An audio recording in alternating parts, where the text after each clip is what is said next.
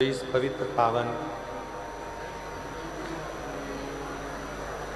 शिव महापुराण की कथा का लाभ ले रहे हैं। भगवान शिव ओगरदानी, त्रिकालदर्शी, कैलाशी, विनाशी शंकर, मेरे मधेश्वर महादेव, जिनके पवित्र पावन चरणों में बैठकर ये कथा आयोजित की गई। कथा के मुख्य यजमान तो संपूर्ण मयाली कुनकुरी जिला जशपुर के सनातन हिंदू भाई बहन हैं। पर पूजन में सातों दिन विराजमान रही छत्तीसगढ़ शासन के माननीय मुख्यमंत्री श्री विष्णुदेव सहाय जी की धर्मपत्नी श्रीमती कौशल्या देवी सहाय जी, जिन्होंने नारी शक्ति को एक बल प्रदान किया है और सनातन धर्म मजबूत हो, हिंदू सनातनी कहीं ना कहीं किसी न किसी रूप में एकजुट हों, उसके लिए ये प्रयास किया। एक बार दीदी कौशल्या विष्णुदेव सहाय जी के लिए जोरदार ताली बजाकर साधुवाद है। बहुत बहुत साधुवाद। कथा मंडप में विराजमान सभी संत, ब्राह्मण, साधुजन, गुरुजन, तपस्वी जन,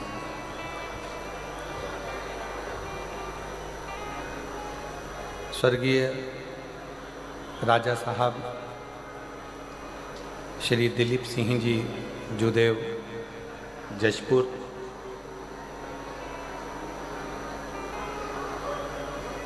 जिन्होंने केवल जशपुर में ही नहीं पूरे भारत की भूमि पर संपूर्ण भारतीयों को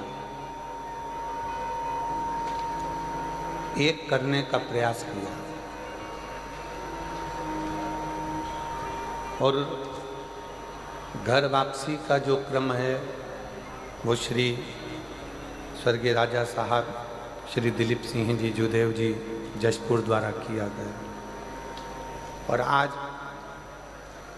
उन्हीं का परिवार वर्तमान में राजा साहब श्री रतन विजय सिंह जुदेव जी,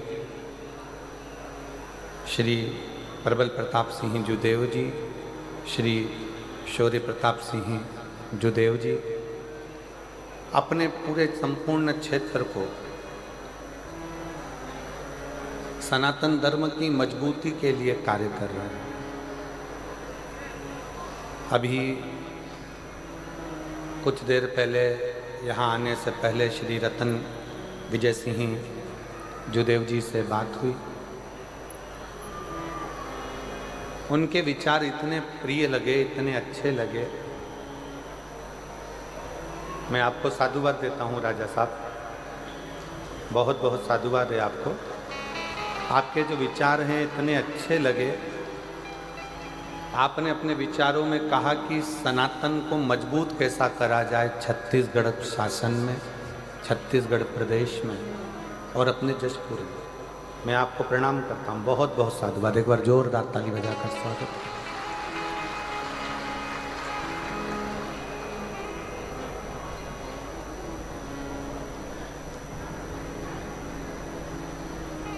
और एक अलग ऊर्जा जो राजघराने ने दी है। जशपुर राजघराना सारे राजघरानों में हटकर है। जिस जशपुर राजघराने ने जो अपना सनातन धर्म छोड़कर दूसरे धर्म में चले गए थे, उन सबको अपने घर में वापस लेकर आए, अपने धर्म में वापस लेकर। शायद दुनिया में पहला ऐसा राजघराना होगा जो घर वापसी कराया। और केवल अपने ही क्षेत्र में नहीं, केवल अपने क्षेत्र में नहीं, संपूर्ण भारत में घर वापसी का एक क्रम चालू है, संपूर्ण भारत। ऐसी पवित्र पावन जसपुर की भूमि, मदेश्वर महादेव का ये पवित्र स्थल, झील का किनारा,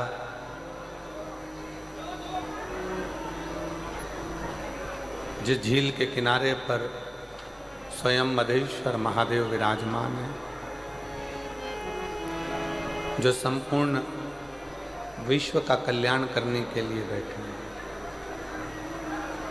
और तेरी कृपा बिना ना हिले एक भी अणु, लेते हैं श्वास तेरी कृपा से तनु तनु।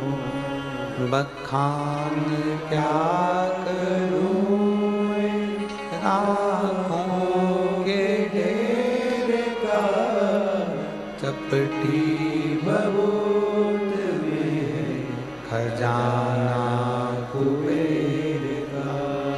हे गंगाधार मुक्ति द्वार ओंकार तू, भोले ओंकार तू। आयो शरण तिहारी शंभु तार तार तू। बखान क्या करूं मैं लाखों के ढेर का, चपटी बबूत में है खजाना कुबेर का। हे गंगाधार मुक्ति द्वार ओमकार तू, भोले ओमकार तू। आयो शरण तिहारी शंभु तार तार तू। शिव को ढूंढना नहीं पड़ता,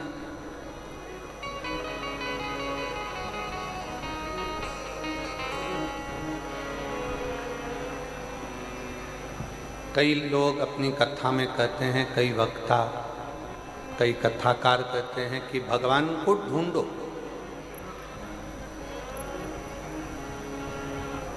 पर शिव महापुराण में वेद व्यास जी ने लिखा कि भगवान को ढूंढना नहीं पड़ता।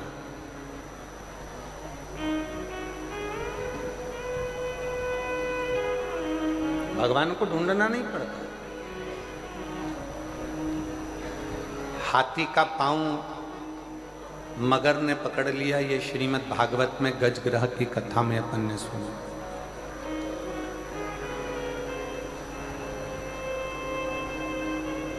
अब हाथी का पांव पकड़ा, हाथी ने भगवान को नहीं ढूंढा, केवल हाथी ने भगवान को पुकारा। हाथी ने केवल परमात्मा को पुकारा। अब पांव मगर ने पकड़ रखा है और हाथी कहीं भगवान को ढूंढने के लिए जाए या भगवान को खोजने के लिए जाए तो भगवान मिलेगा।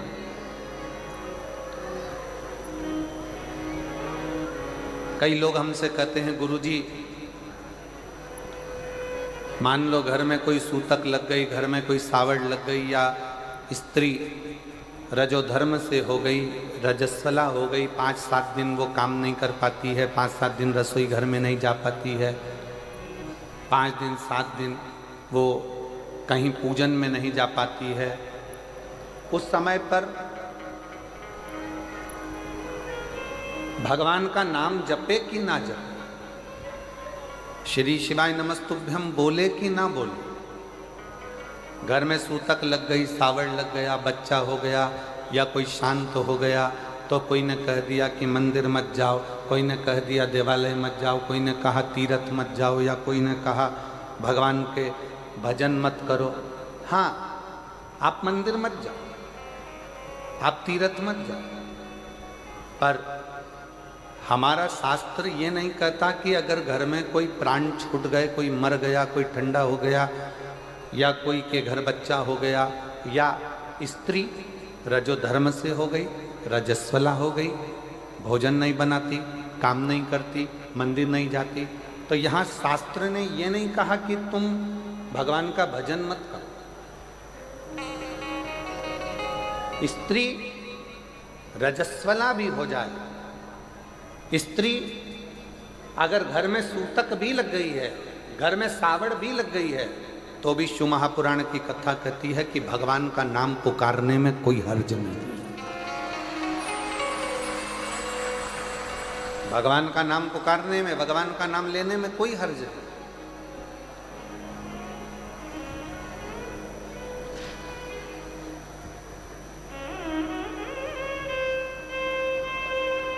गुरुजी, गले में तुलसी की माला पड़ी है, गले में रुद्राक्ष की माला पड़ी है, क्या वो अशुद्ध हो जाएगी? शिव महापुराण की कथा कहती है कि तुलसी और रुद्राक्ष ये जिंदगी में कभी अशुद्ध नहीं होते, ये दुनिया को शुद्ध कर देते हैं।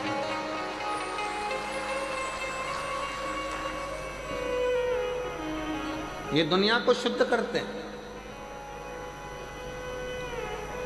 आपने जिंदगी में कितना भी बेकार कर्म करा हो, आपने जिंदगी में कितना भी छल करा हो, कितना भी कपट करा हो, आपने जिंदगी में कितनी भी बेईमानी करी हो, आपने जिंदगी में कितना भी कुछ गलत भी कर दिया हो, कितना भी झूठ बोल दिया हो, कितना भी पाप कर्म कर दिया हो, शिव महापुराण की कथा कहती है कि गले में एक रुद्राक्ष यदि आ जाता है तो हमारा पूर्व का करा हुआ सारा पाप समाप्त होते चले जाएगा।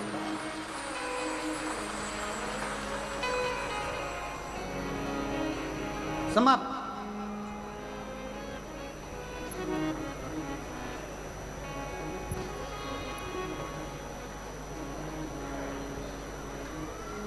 और जितने मेरे आदिवासी बहन भाई यहाँ बैठे हैं, वनवासी बैठे हुए हैं, जितने भी शिव महापुराण की कथा में आप लोग दिल से इस मदेश्वर बाबा की पवित्र भूमि में, मयाली कुनकुरी में, जसपुर में कथा सुन रहे हो, मेरा निवेदन है, गले में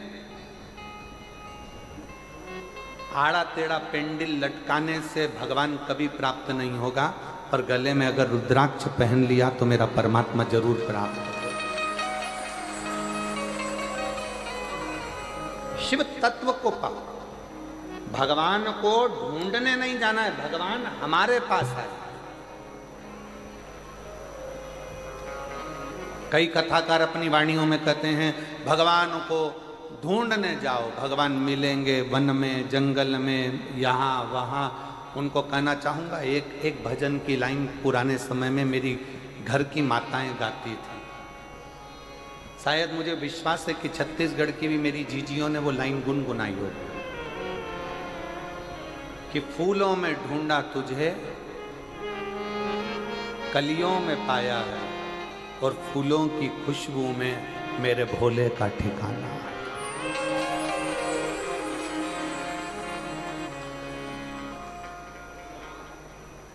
पूर्व समय में एक लाइन मेरे भारत की जीजियाँ गुनगुनाती थी, पुरानी पुरानी माताएं गुनगुनाती थी, तो मुझे विश्वास है कि मेरे जसपुर की माताएं, मेरी बहनें, मेरी जीजियाँ, मेरे जीजा भी इस लाइन का स्मरण करते होंगे। गाते हो आप लोग कभी कभी? अरे जम के तो बोलो। फिर कहा, गीता में ढूंढा तुझे, रामायण में पाया है, गीता में ढूंढा तुझे, रामायण में पाया है, और शिव पुराण के पन्नों में, शिव पुराण के पन्नों में मेरे भोले का ठिकाना है। और जसपुर वाले क्या जाने, ओ कुनकुरी वाले क्या जाने मेरा रिश्ता पुराना है। जशपुर वाले क्या जाने मेरा रिश्ता पुराना है। अभी कथा के शुरू में महाराजा श्री रतन विजय सिंह जी जुदेव जी कह रहे थे कि परिवार ने स्वर्गीय राजा साहेब श्री दिलीप सिंह जुदेव जी ने बहुत सारे संतों से निवेदन करा कि ये हमारा मदेश्वर नाथ जो आदिवासी और वनवासी के पूज्य देव है, विश्व का सबसे बड़ा शिवलिंग का इसका स्मरण हमारे शास्त्रों में आया, पर कोई योग नहीं बना। अभी राजा साहब कह रहे थे, और ये शिव महापुराण की कथा ने आज पूरे विश्व में, मैं राजा साहब से कहना चाहूंगा 272 देश मदेश्वर बाबा की इस कथा को सुन रहे हैं। राजा साहब 272 देश इस कथा का स्मरण कर रहे हैं, और पूरा भारत तो भारत, विदेशी भी इस कथा का लाभ ले रहे हैं। और हमारा संपूर्ण देशवासियों से कहना है कि अब तुमसे कोई पूछे तो ये जवाब नहीं आना चाहिए कि जसपुर में कोई दूसरी चीज बड़ी है, अब जवाब आना चाहिए कि दुनिया का सबसे बड़ा शिवलिंग मदेश्वर नाथ है। मदेश्वर ये शिव तत्व है, ये शंकर है, ये जसपुर में ढूंढा है, जसपुर में ढूंढा तुझे। अच्छे से बोलो, अच्छे से। जसपुर में ढूंढा तुझे और कुनकुरी में पाया है। मयाली की झाड़ी में मदेश्वर का ठिकाना है। मयाली की झाड़ी में मधेश्वर का ठिकाना है। और दुनिया वाले क्या जाने मेरा रिश्ता पुराना है। शिव किस रूप में हमें मिलेगा, हमको शंकर भगवान को ढूंढने नहीं जाना, शंकर भगवान हमें ढूंढे, हमें ढूंढे। और कितना सुंदर स्मरण कल कथा में अपन ने, जैसे ही देवादिदेव महादेव को याद किया, शंकर को पुकारा, आप सब ने शायद वो नज़ारा पूरा भारत नहीं भूल पाएगा कि थोड़ी देर के लिए बाबा ऐसी पवन के वेग में आते हुए यहाँ से निकलते वहाँ पहुँच जाते हैं। शायद पूरा देश नहीं भूल पाएगा ये जसपुर का, ये मयाली की इस मदेश्वर नाथ की कथा। कुछ देर के लिए आना, पूरा टेंट पंडाल सब हिला देना, लोगों का हृदय कांप जाना, और उतनी देर में जैसे ही थोड़ी देर हुई और कथा फिर पुनः वही आनंद के साथ फिर प्रारंभ होती चली। कोई कहे शंकर कहाँ मिलेगा, कहाँ?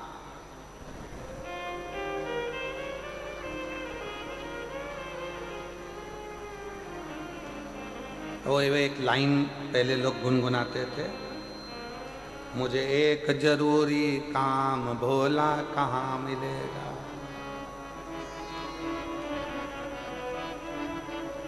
मैंने ढूंढा नाम तमाम भोला कहाँ मिलेगा।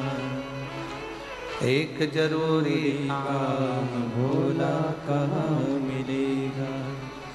मैंने ढूंढा देश तमाम भोला कहाँ मिलेगा। कहाँ मिलेगा, कहाँ मिलेगा, कहाँ मिलेगा, कहाँ मिलेगा, कहाँ मिलेगा, कहाँ मिलेगा रे। और मैंने ढूंढा देश तमाम भोला कहाँ मिलेगा।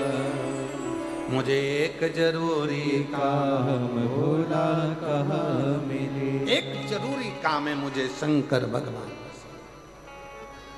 एक जरूरी कहाँ, कैसे मिलेगा?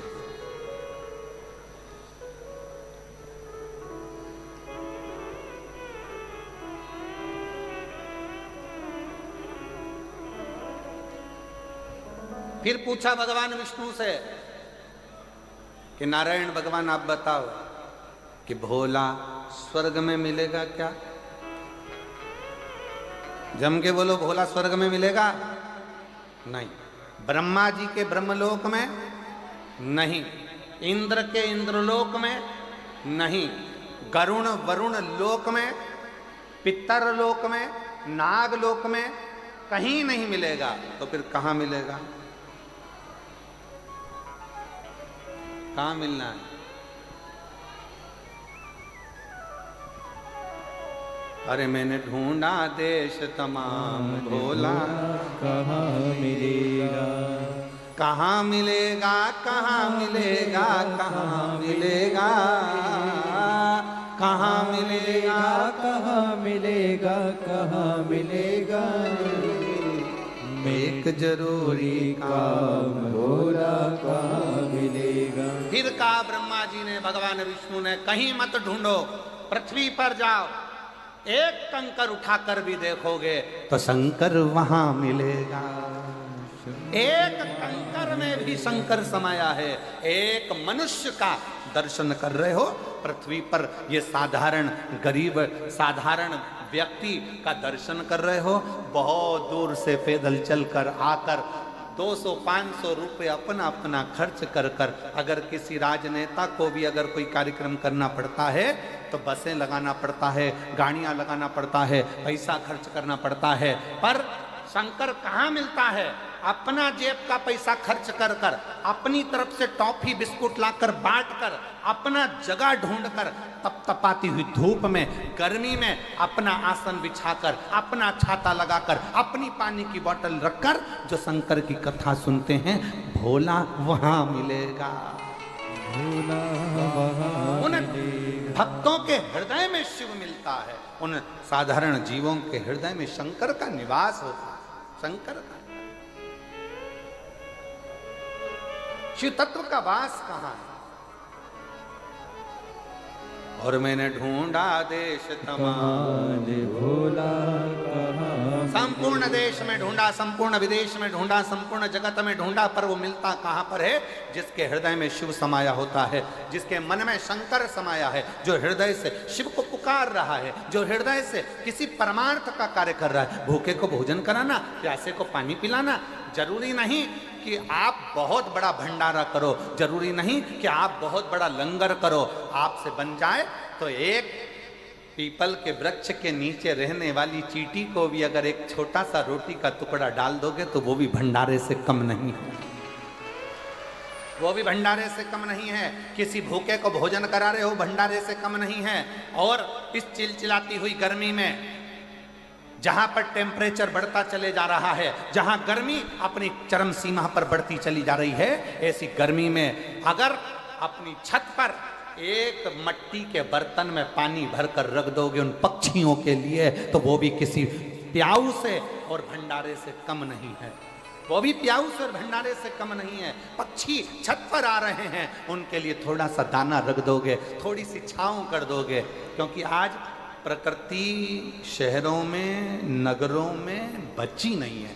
वृक्ष कटते जा रहे हैं, कॉलोनियां बनती चली जा रही है, पक्षी अपना आसरा ढूंढ रहे हैं, उनको आसरा भी तुम दे रहे हो। तो ये समझ लेना कि तुमने किसी गर्मी में किसी पक्षी के लिए अगर पीने का पानी रखा है, तुमने गर्मी में किसी व्यक्ति को पानी पिलाया है, कहीं गौ माता धूप में फिर रही है, उसके लिए एक बाल्टी पानी भरकर तुमने घर के बाहर रखा है, समझ लो कि तुमने शंकर भगवान की सेवा कर ली, शिव को जल चढ़ा लिया है, शिव का स्मरण।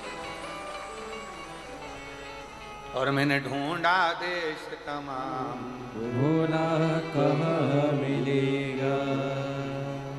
कहाँ मिलेगा, कहाँ मिलेगा, कहाँ मिलेगा। कहाँ मिलेंगे, कहाँ मिलेगा, मिलेगा रे। मुझे एक जरूरी का भोला कहाँ मिलेगा।